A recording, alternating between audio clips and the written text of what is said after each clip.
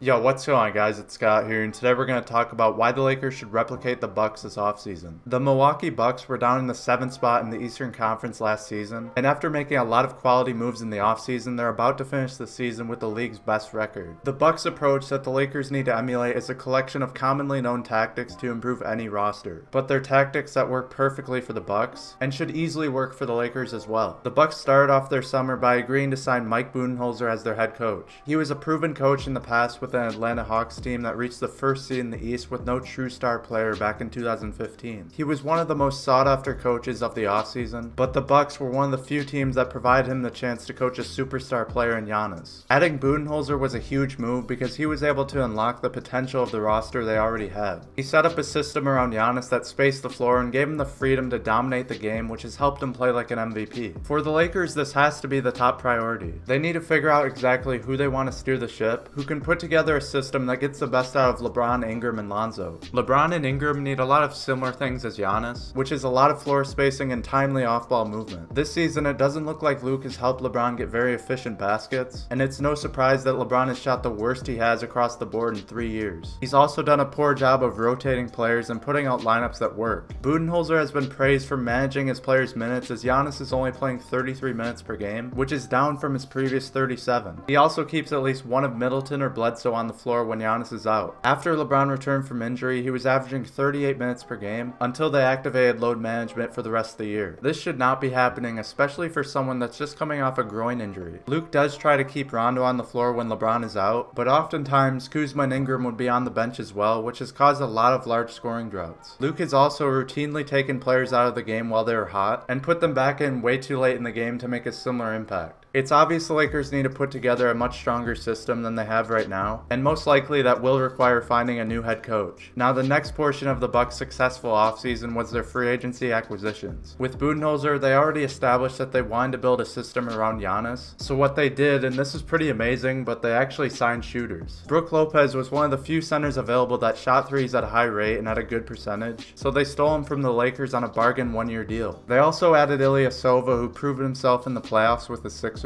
and of course shot very well for someone that's 6'10". Before this season, the Bucks didn't really have bigs that could shoot, which was clogging the lane for Giannis, but with those two additions, it allowed them to play a 5-out system that Budenholzer had planned. The Lakers pretty much need the exact same thing, a quality big or two that can stretch the floor and pick and pop with LeBron, Ingram, and Lonzo. Nikola Vucevic or DeMarcus Cousins on one-year deals would be ideal, but developing Mo Wagner into that player could work as well. They also need other types of floor spacers and high IQ players that make reads. Trevor Ariza would be a fantastic option for this as a versatile player that can spot up, shoot, and play off the ball. What the Lakers need to understand about building a team is that they don't need to overcomplicate it. Last season, they made it way harder than it needed to be and tried to predict what the meta was in the playoffs. They tried to unlock the secret code of beating the Warriors, but completely disregard the core basics of building a championship contender. On paper, the Bucks' top 3 or 4 players are not much better than what the Lakers have. They just have a coach and supporting cast that makes them play better. They also have a front office that's built trust with their players and rewards them for playing well. Just a few weeks ago, they locked in Eric Bledsoe to a 4-year, $70 million